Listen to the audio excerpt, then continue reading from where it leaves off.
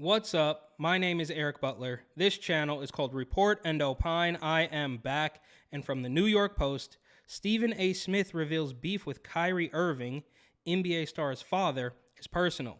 Now, I rock with Kyrie Irving. He's a great basketball player, NBA champion, one of the best to do it, especially if you're talking about guards.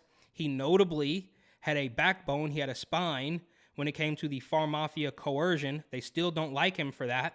And Stephen A. Smith is just a blowhard. He works for the establishment, Disney, ESPN, so he has to follow the narrative. Every now and then, he will say something that makes sense, but for the most part, he has to do exactly what he's told, and obey the commands of his ESPN Disney overlords. They say, there appears to be no love lost between Stephen A. Smith and Kyrie Irving.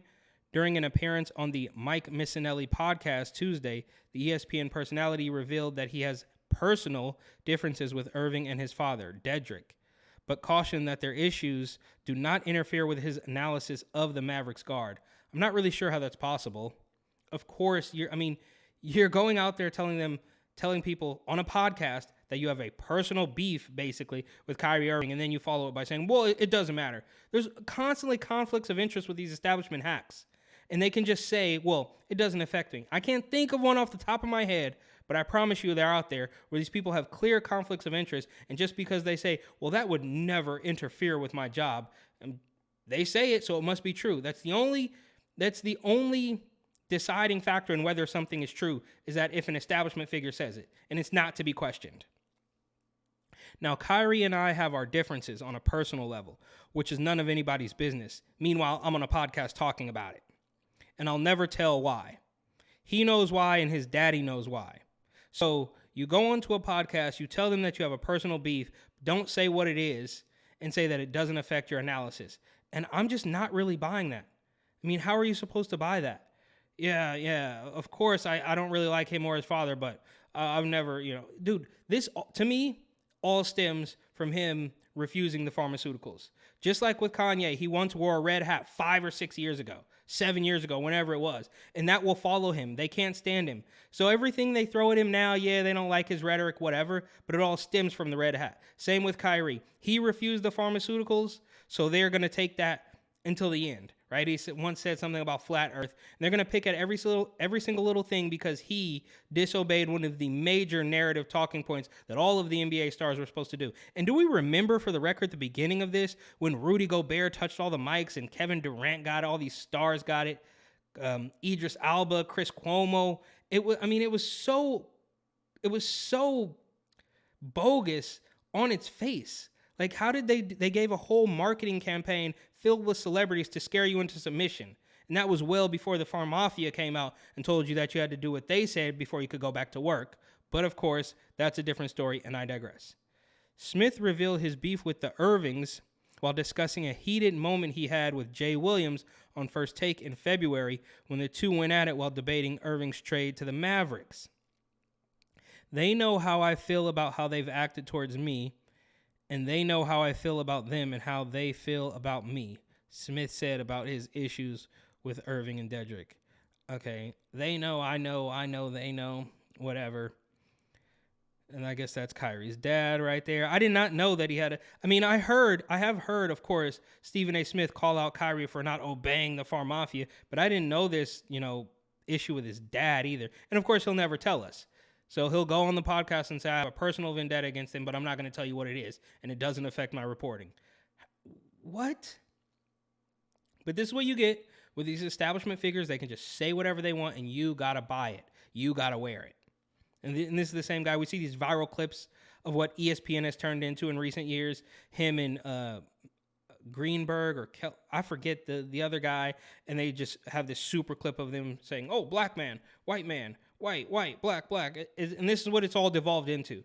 And when you should be talking about sports, you're talking about your personal vendetta, you're talking about racism constantly, and then we're just supposed to believe that it's all on the level. I'm not affected by any of this. But I can say that to anybody because I know that doesn't interfere with my reporting on him and my perspective based off the facts. All right, maybe it doesn't affect him at all because, as the great Jay-Z once said, men lie, women lie, number don't. And if Kyrie's putting up numbers, then there's no way around that. He has to report that accurately. He can't lie about it. And say, I don't like the guy, but he just put up 60, and so he's playing well, whatever.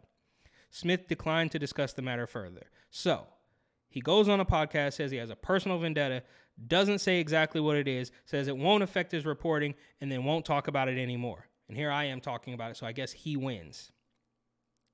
Smith's comments came a day prior to Irving's Twitch rant about fans and media believing they know the real him after seeing him play basketball. You see me for 3 hours and you think you know who I am, Irving said in part while appearing to burn sage. You see a few posts, oh, Kai is woke, Kai got it. Kai is, oh my goodness, he just doesn't fit into the mold of all people. He's different, he's crazy, he's arrogant, he's this, he's that, all from seeing me for 3 hours. You get all that. I mean, he's got a point there. I like the fact that he had a backbone, right? Of course, he's good at basketball. I think anybody with 2 eyes can see that. But he had a backbone when you had other NBA guys who literally said they didn't want to do it and ended up doing it anyways because they capitulated. And they all could have said no because they are the talent. They are the only reason that the league works. And we're talking about healthy men in their prime. We're not talking about elderly people. We're not talking about kids, but we're talking about what? 18 to 35-year-old men in nearly perfect health, and they were forced to get this pharmaceutical. None of that ever made any sense. The First Take host has been critical of Irving on the ESPN show for a number of reasons throughout the All-Star's dramatic tenure with the Nets, including his pharmaceutical situation. And there you have it. They don't like him because he didn't obey. And we don't even know if all of these people obeyed. It's supposed to be a private thing. You shouldn't have to tell anybody until you show up at an Applebee's. Then you have to show your paperwork. And who knows if all these people really did it, right? Did Stephen A. Smith really do it? I mean, you have to think that you have to think that everybody didn't do this. They knew that they had to go out and pretend. They knew that they had to go out and say it and sell it. But did they really do it? I don't know. Maybe that's way too conspiratorial. Last month, Smith and Williams got in a fiery exchange while discussing Irving's reputation after the Nets traded him to the Mavericks. At one point during the debate, Williams accused Smith of getting, quote, personal with his argument about Irving. And there you have it. So it does affect him. And now that's his adversary. Williams, I guess, is his debate counterpart. So he says it's affecting him. He says it got personal after you just told us that it never would. Because I can report professionally, which of course you can't. You are an establishment hack shill, and you're going to do what you're told. I don't lose any sleep over Kyrie Irving, Smith fired back at the time. I'm passionate about the subjects I'm passionate about. I don't accuse you of getting personal when you talk the position you take. Last January, Williams and Smith sparred on the topic of Irving and the Rona juice, and Smith accused Williams of being an Irving apologist. So what?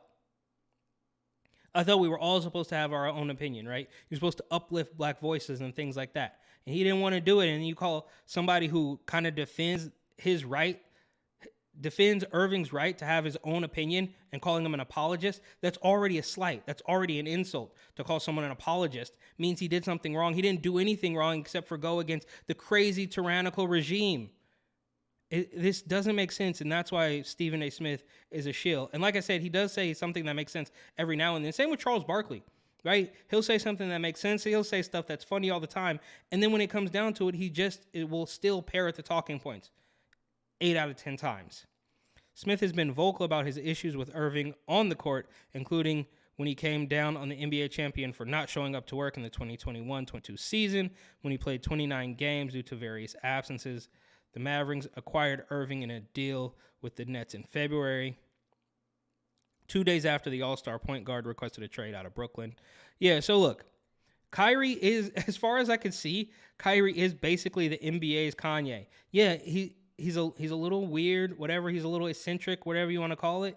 But he has the right to that. And these people don't like when you have another opinion. These people don't like when you question their authority. And they will take it out on you until you submit. And if you don't submit, it's going to go on for ages. But as long as they keep going, I'm going to keep going. So, thank you for watching. Please like, comment, share, and of course, subscribe.